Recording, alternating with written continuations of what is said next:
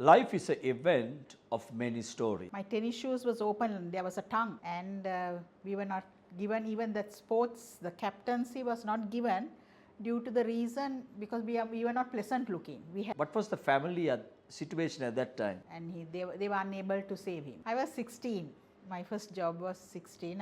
In your work life, what were some of the unforgettable memories? Was a nice guy, but after liquor it was impossible. Parents and kids, when you go through a phase like this in life, would you like to share some insight in that? Amazing. I can't just tell you what words are. So God is actually, there is no words to say how he has blessed. Life is better with Jesus.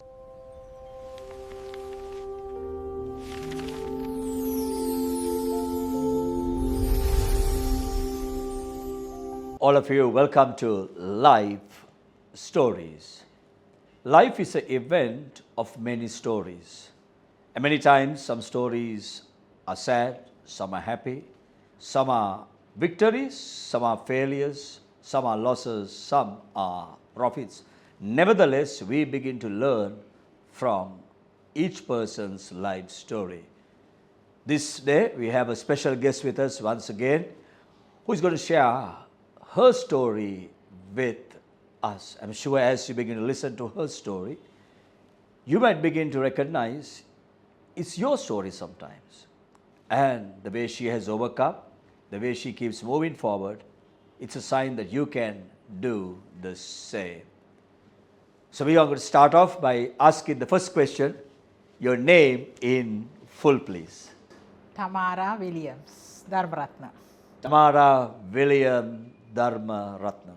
I know Tamara, we call her Tammy, for many, many years. You may ask how?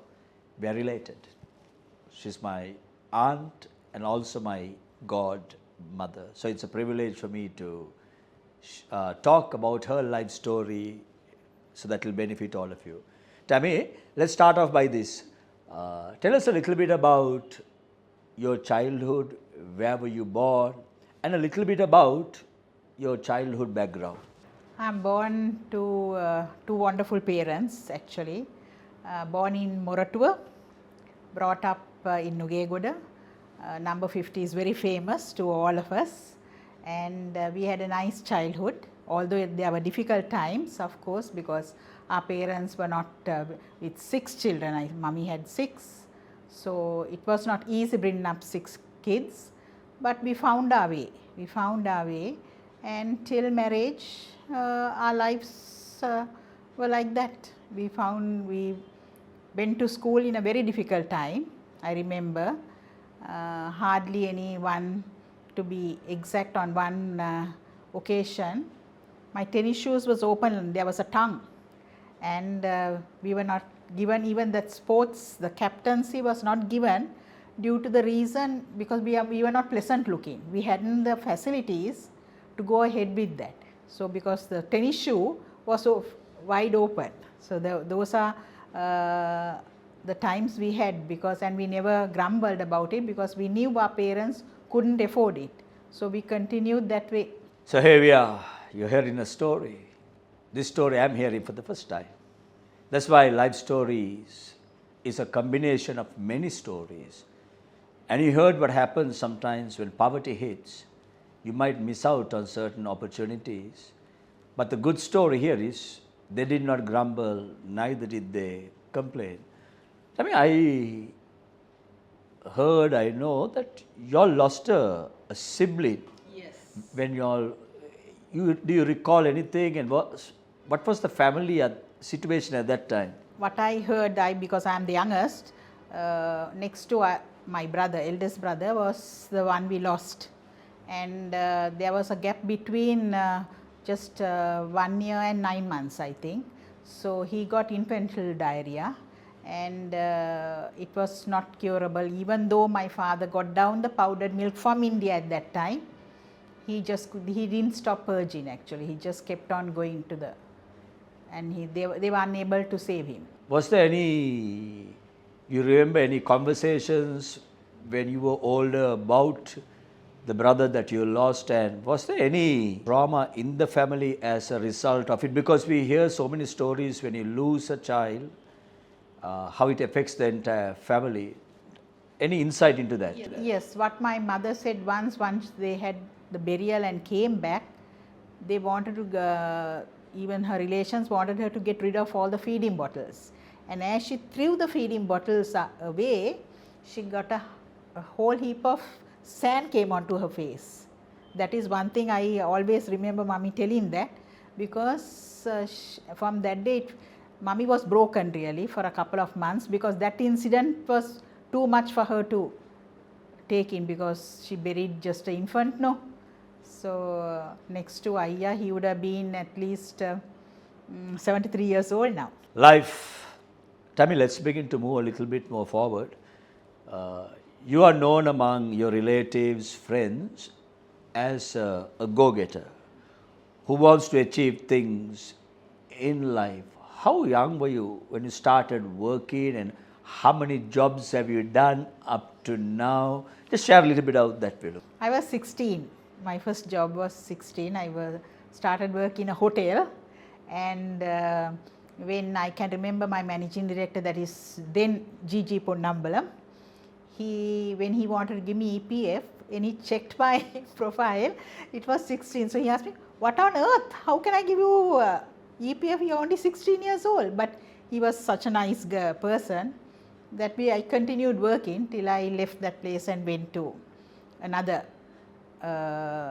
hotel, and I went to hotel school from there, graduated at the first hotel school under Chandana Jayawardena. I have graduated under him, and so on, went on continuing my till I got married, of course.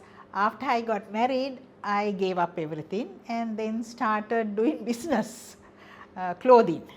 I used to travel to India and Bangkok and bring stuff and come back, and then I started my own salon. From one thing to another, I have done many things, and then of course again I started doing teaching. Then I did the diploma, and now at the university, Colombo University, and continued that way till I started working at one of the leading schools, international schools, Asian International, for 16 years. And then it continued that way till I left. And now I have retired from teaching and doing my own business. Thank you. We're going to take a small break, and when we come back, we're going to ask Tammy some of her unforgettable, happy, maybe sad, difficult, challenging moments, and the list is going to keep going on. So stay tuned. We say this all the time, life is better with Jesus.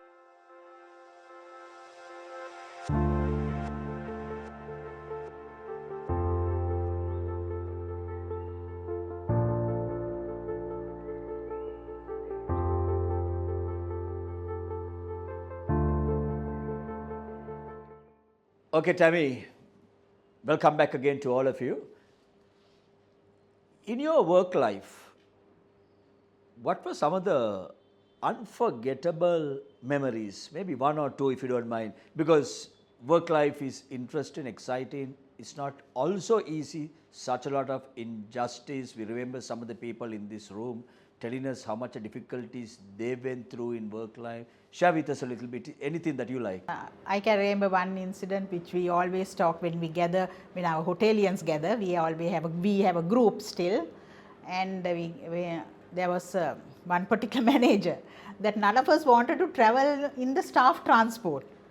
But he was a nice guy, but after liquor it was impossible to travel with him. So then we used to always, on one occasion, I got one of the barmen to drop me at home, because just to avoid the transport. But at the same time, there were a lot of good memories that that I have carried forward, because you get the good and the bad people that we learn from. Those are the experience and I think that have taken me a long way to know what is to read people. Wonderful. You're hearing the stories. So we all go through difficult times. Tell me, we're going to come, if there is any regrets in your life. Yes, actually the regrets is the day I separated from home. I separated now 13 years since I am separated from my husband. That day I was lost. I didn't know where I am going.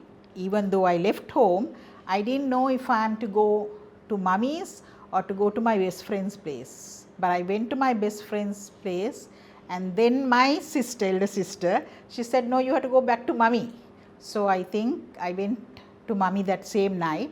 I stayed the night there, and from there things were very difficult for me. I found it, that turned my life upside down, because even mummy, my relations, everybody had high distance about me. But that separation broke me down completely. But the good thing, the thing that changed me, the reason I changed is once I went to Israel, the Holy Land. And there, when I was alone, there was a lot of time for me to think of the good and the bad that I have done, and what God took over. Actually, He took over at the Sea of Galilee. The day I was baptized, when Pastor Tony touched me, I felt something run through my body, and that is the day I turned completely. That is the day I accepted Jesus, in other words. Wow, what a story.